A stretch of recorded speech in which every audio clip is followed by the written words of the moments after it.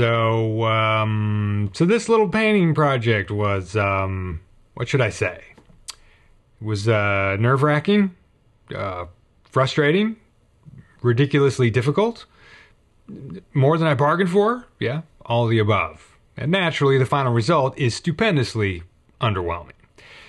All due to my own shortcomings in skill and talent, and of course my own inexperience. But hey, it's a perfect illustration of my favorite catchphrase. If we ain't winning, we learning.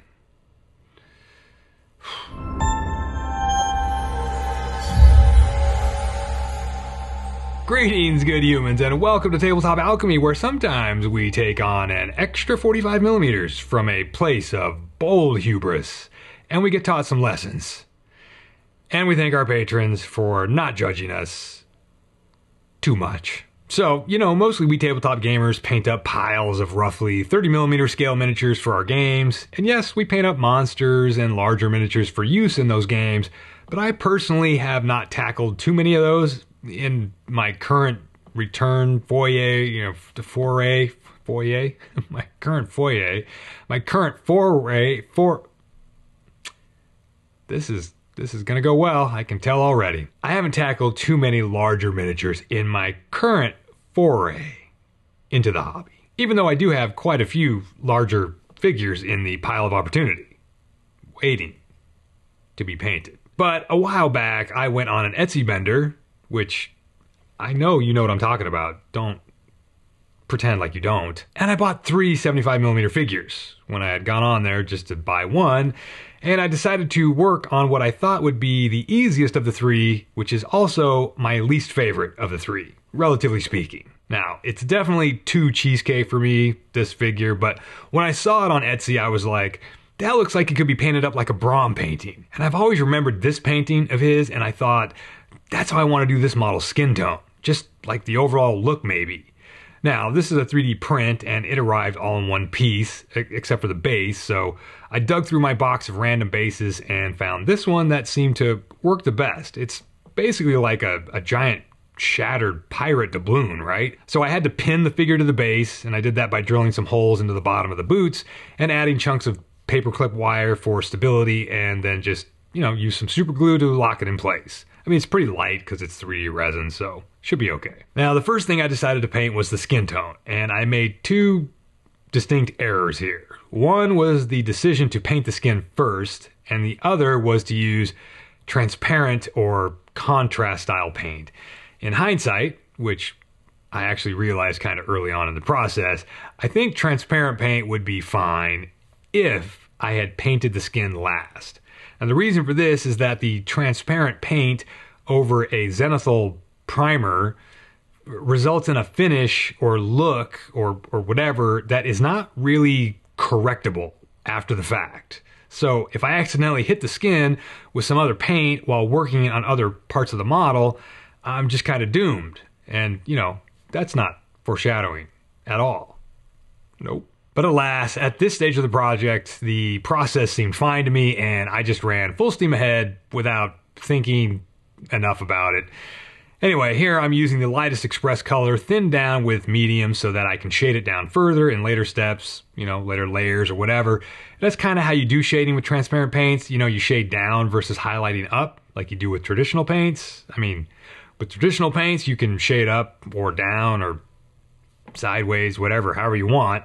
But with transparent paints, because they're transparent, you can only really shade down or darken the layers of paint, right? Anyway, I definitely had this light blue skin tone in mind ever since first seeing the figure, so off I went. Spirits high, confidence high, supremely deluded. And right away I noticed how these larger miniatures have so much more area to cover, and it's kind of a pain. I mean, you academically know they're bigger and there's more area to cover.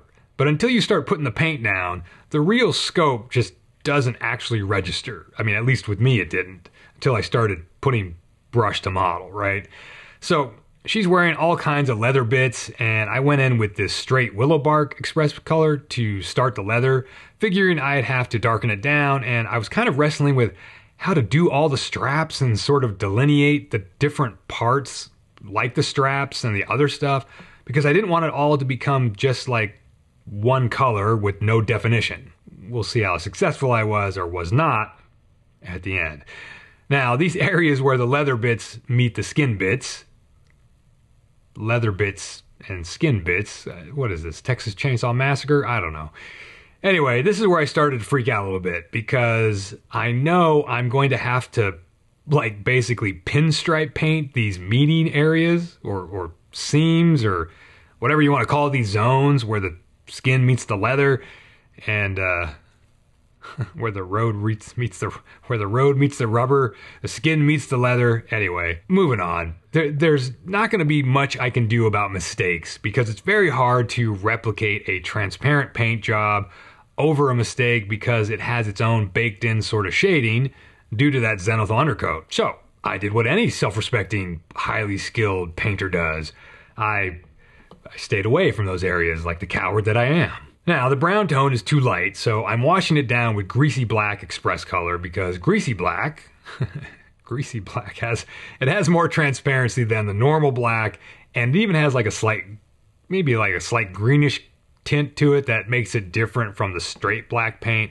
But it actually didn't cover as much as I wanted it to, so I mixed up some Hospitalier black, which is the normal black, and I mixed that up with some medium and tested that out on the boot legging thing. I just need to try to differentiate amongst these various layers or shades and tones in the browns and blacks somehow. At least that's my intention. And again, we'll see how well I did at that or not at the end. So I started putting it on just straight without any medium to thin it. Now, even though I really wanted this black leather sort of look, I didn't want to go like full neutral black or like cool black because I wanted it to contrast with her skin tone. Like if her skin tone had been more natural human tone or you know, warmer. That's my cat in the background dancing around in the shades. The blinds, I mean, she's dancing around the blind. I can't even ad-lib without flubbing lines. I flub my ad-libs. That's amazing, right? I am super talented. So if her skin tone had been more warm, had been a warmer skin tone, then I probably would have gone with a neutral or cooler black for the leather. But in this case, I like the idea of a warmer black leather tone, which also just seems more fitting for the like sort of historical fantasy feel versus like a cooler black tone of like a cyberpunk or like modern fashion type of black color, right? Anyway, before I went in to finish base coating the leather up to the skin areas, I felt I needed to finish the skin tone. Again, because I felt I couldn't cover any mistakes with the darker color along the skin line. So to introduce a darker skin shadow tone, I brought in this Starship Steel Express color, which is a pretty nice medium blue, but I mixed it with the Templar white from earlier to get a shade or two darker. And of course I used medium to thin it out and make it subtle, and I probably made it too subtle. I put it mostly in the recesses and along the edges of where the skin meets the leather. And where the skin meets the leather, man, I guess that's a t-shirt that only weirdos would wear. But I basically just covered all of her legs, exposed skin on her legs with this darker color, figuring that the lower half of her body would probably be more shadowed than the upper half. But anyway, once the leather darkening test had dried, I went in with more Hospitalier black to darken down all the wood brown color, and I just put it straight on. And eventually I just started mixing black right into the brown express colors on the palette. And again, I was constantly being hit with just how much more area a figure this large has compared to a 30mm figure. The idea that you can paint a 30mm miniatures boots in like 20 minutes, or maybe 10 minutes, or maybe quicker. And on this figure, it was taking me like, I mean, realistically, like a week. It's just another example of how when you look at something that you haven't done before, from the outside, you might think you have a handle on how difficult that thing might be, but it really isn't until you actually get stuck in there doing the thing that you actually realize what doing the thing entails. So I'm painting this strap around her leg, and I just didn't record very much of the edge painting because it was so nerve-wracking for me to do. I was so paranoid about making a mistake on the skin. My buddy Hoffman can attest to this, as he listened to me on several video calls while we were just both hobbying in our respective houses, And he just heard me cursing my entire process over and over and over. And don't think for a minute that just because I was so worried about making a mistake that I didn't make any. I mean, I did. Of course I did. I made a bunch of mistakes. And now they're just part of the quote, unquote, finished figure. Yeah. Now for the chainmail, I just went in with, I think, just straight black express color, no brown added, and this was much more comfortable to paint because I wasn't going up against a skin edge with the chainmail. The 3D print itself isn't super well defined with the details. I feel there could have been a little more depth added to the details in order to make them a little easier to paint, basically. And then for these straps on her wrists, I thought going with a straight brown would be okay to kind of add a splash of brighter color that was it was in line with, but different from, the dark black brown of the legging boot things, you know, like the rest of the leather. And I went back to the brown black mix for the belts, crisscrossing her waist and the chainmail. I would have gone with a more traditional brown leather, but I really did want this figure to have like almost a monochromatic, just black leather sort of look aside from her blue skin. In the end, the belts are not really distinct from the chainmail, but I mean, again, say it with me, it is what it is. Now, here's a shot of me trying to do the skin meets leather bit. I cannot explain how stressed I was making myself. For no reason. I mean, it's just a stupid, ill-proportioned exploitation model. Like, who cares if I stray outside the lines, right? But good lord, I was treating it like I was a surgeon cutting out someone's eyeball for a transplant. I mean, I know there's no eyeball transplants, but, you know, hyperbole has no rules, man. Come on. Every single thing just freaked me out. Like this bracelet. Why does she have to have a spiked bracelet with a little bit of skin showing between it and the leather wrappings above? Just why? And as you can see, I'm apparently just hitting the record button when I have like big easy areas to paint, so it looks fun on camera. I mean, you can see I'd already painted like a lot of the tricky parts of her crop top S&M gym bunny outfit here, and now I'm putting straight black over the pauldrons, as that's my normal formula. For anything metallic, it's going to get a coat of straight black. And I need to give a shout out to one of my patrons for supplying me with that gym bunny nomenclature. It's something that I think I'll use quite a bit. I don't know why, but it's just funny. Anyway, there's some more black and brown leather mix for this top strap, and you can see how I show the easy part of painting the middle bit, but right after that, I have to go in and do the sniper exercise of taking a deep breath, letting out half of it, and then squeezing the trigger slowly, very slowly, and I cut the camera out of nerves and frustration. You know, moving on to something easier, we have these sword hilts that have these like very simple leather straps at the tops, and I don't quite understand why they are leather, but now that I look at them, they are probably supposed to be the same metal as the hilts, or the metal that they're going to become. Like, they're supposed to be the same material as the rest of the hilt, but for some reason I thought they were leather when I was painting the figure, and so they got painted as leather. Anyway, this bracer on her arm has its own straps cinched over what looks like more leather wrapping, so I did the under leather in the straight brown and the overstraps in the black brown. Again, just to try to add texture and a bit of color, and it just doesn't really show up very well, and yeah, whatever. And yes, she's wearing bikini bottoms. You know, there's nothing weird here, just another factor of a large-scale model who's dressed for combat porn. And no, I didn't do a lick of highlighting on the netherwear. It's flat black. It was incredibly stressful not going outside the lines, and we're just moving on. I wish I'd been able to record my vocal realization in real time when I realized that she has a choker around her neck. I think Hoffman thought I was going to jump off my balcony, which is on the second floor, so, you know, that would have just been sad and comical. Hi, I'm Ignatius, the comically sad clown. So yeah, I painted the stupid choker and made one of the several grievous but unmentioned mistakes on the skin meets leather line, because I just felt like I was playing a game of Operation the entire time, and I decided to just blacken the eyes while I was at it rather than jumping off the balcony. And I literally could not figure out how to hold the model in order to paint the eyes. So this is what I did. And the first eye kind of came out okay, and the second eye did not. I messed up pretty bad on the second eye, and by this point was so overwhelmed by the stress of painting this stupid figure that I'd basically gone into a sort of numbness. A numbness. I was numbed by my own numbness.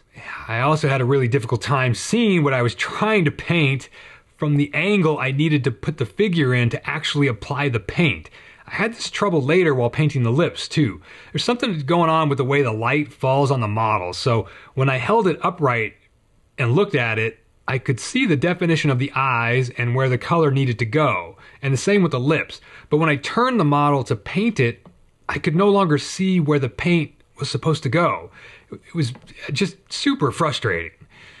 Anyway, I turned the model around and realized that the sculptor is truly a sadist. Like, why would you have that tiny choker be partially obscured by the model's hair? I mean, just let the hair cover the choker, man. This is ludicrous. So I painted the back of the choker where it peeks out underneath the hair. That was totally unnecessary. Anyway, she's got earrings on, and, you know, they're kind of big, but again, the detail is very shallow. I feel like the print just needs, it just could have sustained a much, I don't know how to put it, higher resolution of depth in some parts of the sculpt. I blacked in the sword hilts with the intention of, well, I really didn't know. I had no idea at this point how I was going to paint the swords. I had no idea about the color or the technique, or they were just a total mystery to me at this point. But this texture in the hilt just kept reminding me of like brass sculptures of, I don't know, birds or brass flowers or just things that I've seen in like Palm Springs commission stores where old wealthy people dump their stuff when they are going to redecorate their houses. And I don't know why, but brass or bronze swans kept coming to mind when I saw the textures in these sword handles, like the little raised dots there. I have no idea why, but anyway, I painted them, you know, in bronze or brass because of that. I also wasn't sure what color I was going to paint her hair, but black seemed like too much with her outfit, and so I looked at a couple of Brahms paintings and then just ignored them and decided to go with red, and you know, maybe with the idea of doing a black ombre. So I mixed some brown into the velvet red to darken it up, and just took a deep breath and committed. You know, with the idea that if I didn't like it, I could just, you know, repaint it. You know, I could just base coat it in white and start over. But then I actually did some highlighting, and I couldn't figure out in my head how to do a black ombre that would look good. Just, you know, it's like another one of those cases of, I have a vague idea of what I want, but no idea how to go about achieving it. So I just won't even try. Then, to tone down her comically red hair, I went in with some of that Games Workshop Crimson Caribou Crimson. It's not Caribou anything. I just call it Caribou Crimson. I don't know what it is. It's a red wash from Games Workshop. And that stuff actually dries like really satin, almost glossy. It's not an issue. It's just interesting to note. And then I stippled on some brass color onto those hilts because, you know, I'm super good at color coordination. Brass and black and red and brown, it all works. You know, just you in the back, just shut up. Have your donut. Be happy. I wish I could give everyone a free donut for watching this video. That would make me feel better. But alas, just stop talking and go back to the script. Okay, then I realized I'd forgotten the patch of shaved hair she's got on one side of her head, and I just grabbed a bit of the drying mixture from the palette and filled that in. But then, thinking it was too bright for scalp stubble, I put some black over the scalp stubble because I'm very sophisticated and talented artist, man. So that's what we do. Whatever. And I don't even know what I used here. It's probably some Express light brown color or maybe some Army Painter flesh wash. I didn't record the bottle, so I don't know. But I washed down the brass with some brown wash of some type, and then I put some dark steel color onto the chainmail. Pretty easy this step. I just tried to be very light with the brush because, again, the detail is super shallow. So just a lot of, you know, little soft dips and dabs with the brush. Now I thought the hilts here were still too bright and, you know, maybe too yellow, so I put down some Targor Raid Shade to knock them down a bit and to add maybe a little more depth to the color, because Targor Raid Shade is kind of like a grungy, slightly purplish gray vibe to it.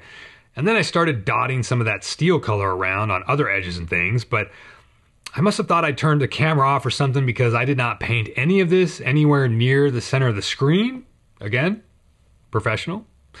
My thought here was to really be sparse with the metallics and just edge highlight what would be, in my mind, grungy blackened armor. And then I fixed my camera angle and went on to paint up the buckles, of which there are, there's a few buckles.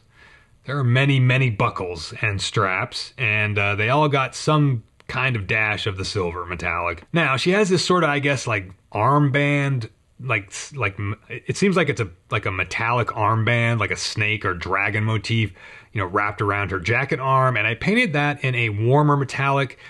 I show the bottle in a little bit, but at some point in this process, the few weeks while I was painting this, I went to my local game store and picked up almost the entire range of the new Army Painter Fanatic line of metallics.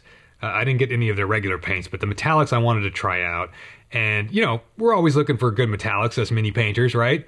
And while nothing beats the Vallejo metal color line, these new Army Painter metallics are pretty impressive. They're way better than like Citadel or Akin Interactive or P3 metallics.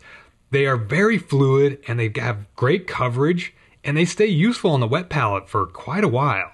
But I'm just dabbing the paint on lightly here to keep this, to keep this motif of the grungy sort of exposed metal look. Now, these side panel hip flaps, whatever these are, they are like, I don't know, layered patterns on top of other fabric, and I really didn't know what to do with these. So I tried a couple of things. First, you can see I tried just picking out the raised patterns as if they were metal pieces sewn onto fabric, or maybe even just like, golden thread woven into the fabric. And that kind of worked, but I was wondering if maybe I needed more color in the model, and so I tried some red piping, and that didn't really work. So then I just thought, well, maybe the fabric here is red and the metallic pattern is over the top of that. So I put it on fairly thinly so as not to make it actually like bright red, and it dried super glossy. I'm not sure why that is. Most of the Express colors do dry pretty matte, but some AK Ultra Matte on top of this stuff fixes it right away. Here we go. Here's a bottle of that Army Painter Warpaints Fanatic Death Metal, which is this dark, grungy, bronzy color. And I use that to pick out the patterns on the hip flare. And does this work? Does it look good? I have no idea. But I'm moving on. Now, of course, I had to do some texturing and highlighting on all the leather. And so I just put some browns and grays on the palette and spent probably a week just going back and forth, for a couple hours a day for a week, just going back and forth with little edge highlights and little scratchy marks and dots and stipplings and more edges, and going too bright with highlights and dimming back down with washes, and repeating this nonsense over and over and over. All in all, this was just super tedious and aimless. I just kept messing with it. It's kind of like a 4-year-old, like you're yelling at the 4-year-old, hey, finish your dinner, and the 4-year-old is just moving his dinner around on the plate. Like, the peas are over here now, and the mashed potatoes are over here, and, the meatloaf is over there. No, I just mix it all up, and maybe they'll think I ate stuff, and, I'll try to hide it, but it's just, you're just moving stuff around on the plate, and you're not eating dinner. You're not getting done, so you can't leave the table. That's where I was. I was just I don't know what I was doing. And what was I saying about the sculptor? Oh, that's right. Sadist. Like, what is the point of these tassel things? Other than torturing a figure painter, what the hell are these things doing here? If I'd have thought about these earlier, I would have sanded these off, and of course then I would have had to resculpt like some stomach detail, which I would not have been able to do. So this is all nonsense. But dude, like, these things are just dumb. Like, just delete them off of the model. Like, why does she have these? And why do I have to paint them? There are no tassels in bondage gear. You can look that up, but they are there, and so I had to paint them. So I painted them black because that's all I could get myself to do. I was like, I'm not putting color on these to make them stand out. Just, here's a little black paint, give him a little gray highlight, give him a little wash down of some kind of black wash, and yeah, that's moving on. So then I added some more metallic to the piping on the hip flare, and then did even more leather edge highlighting and weathering, and then I put some dark wash between the straps on the leggings here, thinking I needed to still try to separate the straps more from the leggings, but it's all just nonsense trying to separate black from black brown, right? I'm fighting a losing battle to begin with. Anyway, I did my little silver dabby highlights on the pauldron's raised detail, the hammered flourishes that cover some of the armor pieces. I just hit all those with more of the silver highlights. So again, I specifically just went in to highlight that raised stuff and just keep the rest of the armor black. So then I had to paint her lips, and I just went in for a darker blue because I'm super creative, and I used the Starship steel color, unthinned, and it was a pain. And then without any idea about how to paint the gigantic swords, they're so big, these swords, right? They're so significant in like space material that they are like a significant chunk of the model. And I was just like, okay, f it. Let's do a red and black ombre on the swords because, I'm what? I'm creative. That's right. At least I felt I could put an ombre onto a big flat sword blade. So I let the red dry all the way and then went in with the black and feathered the black out along the blade with just, dipping the paintbrush back in water, dabbing it off, and just, feathering it out. And this was the most fun I had with this model because there were no color edges I had to worry about, and fading out transparent paints on a long flat surface is really about the easiest thing you could do, especially with contrast type paints, and easy is fun. For me. And then I realized I hadn't painted her eyebrows, and all the fun went away again. Just literally sucked out of the room like I don't know what sucks fun out of a room, but whatever it is, that's what happened to my room and my brain. Literally terrified. I basically went in to freehand her eyebrows, and as soon as I got the brush in there loaded in with paint, I realized as I started to put the paint down that I had no idea where an eyebrow should start or end because I'm not an artist and these things should have been sculpted into the figure. Thank you very much. Sadist. Who said that? I don't know. Anyway, I wanted the base to be pretty dark and also a bit of a contrasty tone, so I went in with a dark bluish gray that I mixed up from brown and blue paint.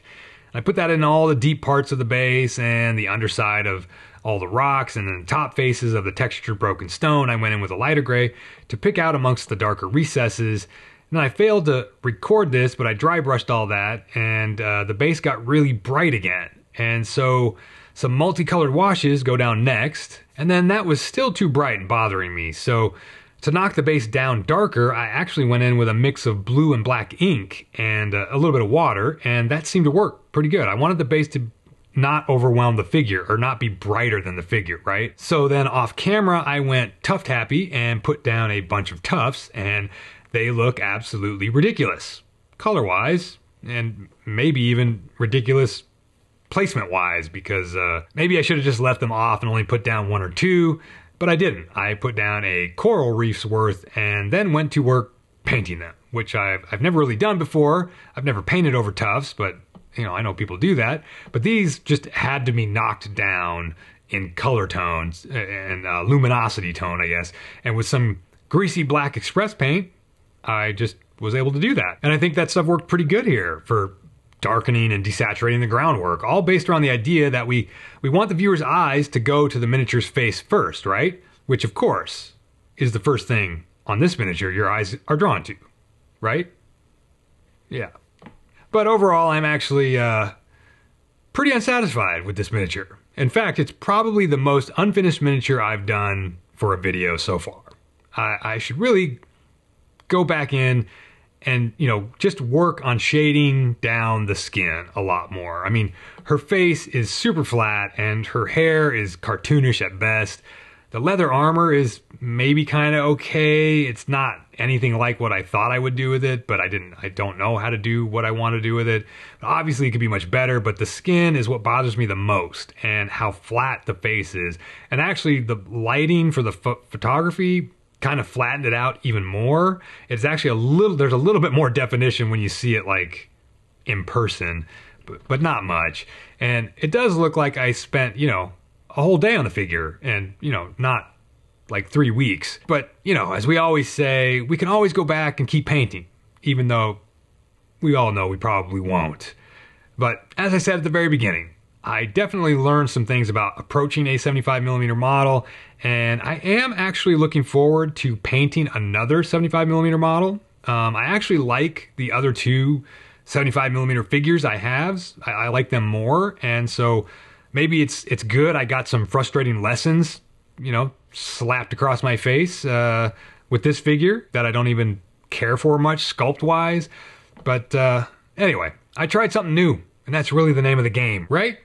I mean, I'll trust that you all agree with me. Yeah. So try something new. I mean, just welcome the frustration and just, don't go jump off a roof or a second floor balcony. It's all good. See ya.